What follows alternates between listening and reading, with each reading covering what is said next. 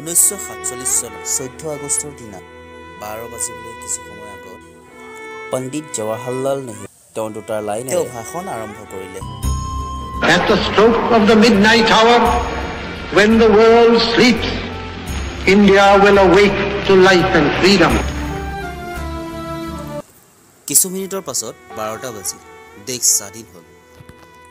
পিছৰ দিনা 15 আগষ্ট ৰাতিপুৱাই গণ পৰিষদৰ ৰাষ্ট্ৰীয় যাত্ৰা আৰম্ভ হ'ল।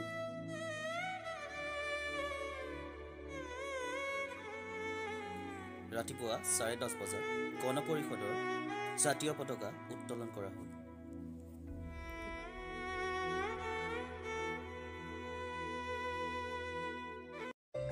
শুনা যায় 15 আগষ্টৰ কেৱল ৰাজধানী চহৰ দিল্লীতে 300খন পতাকা উত্তোলন কৰা হৈছিল। পবিত্ৰ চহৰ বাৰাণসীত এটা মন্দিৰত পতাকা উত্তোলন কৰিলে এজন মুছলমানে। স্বাধীনতাৰ সময়ত আইন হয়, ভাৰতৰ জাতীয় পতাকা তৈয়াৰ কৰা হ'ব একমাত্ৰ খাদী কাপোৰে।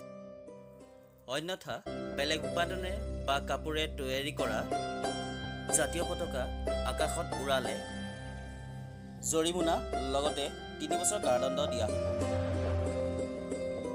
1947 চনৰ 15 আগষ্টত গান্ধীজীয়ে স্বাধীনতা উৎসৱত যোগ দিয়া নাছিল। তেওঁ 24 ঘণ্টীয়া অন্বেষণ কৰি আছিল। তাৰ কাৰণে এখনৰ পৰা এখন চহৰ মানুহৰ আনন্দ আৱেগেৰে ফুটি উঠিছিল।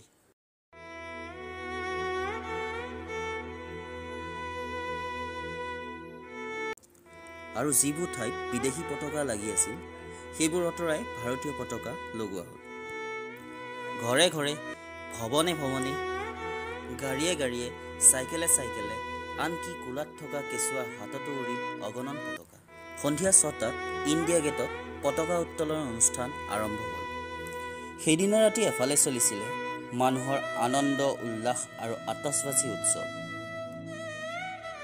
আৰু আনফালে চলিছিলে ভাৰত ভাগ, হিন্দু মুছলমানৰ হিংসাৰ উৎসৱ।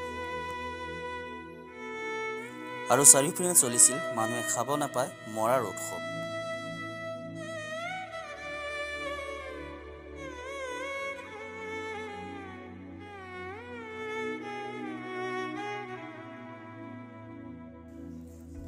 কলকাতা যে 15 আগষ্টত ঠাণ্ডা হৈ আছিল এই এক বিশেষ কাৰণ।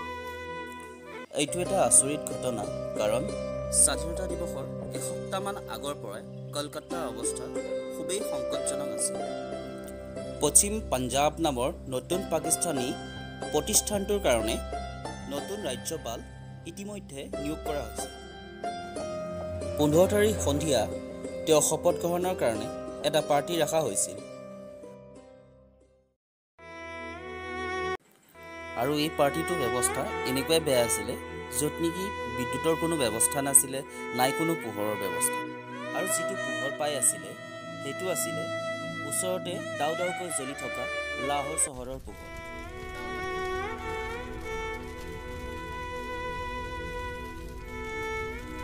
তাত চাৰিওফালে কেৱল গুলীৰ শব্দ, এটা দুটা নহয়, শ শ গুলীৰ শব্দ।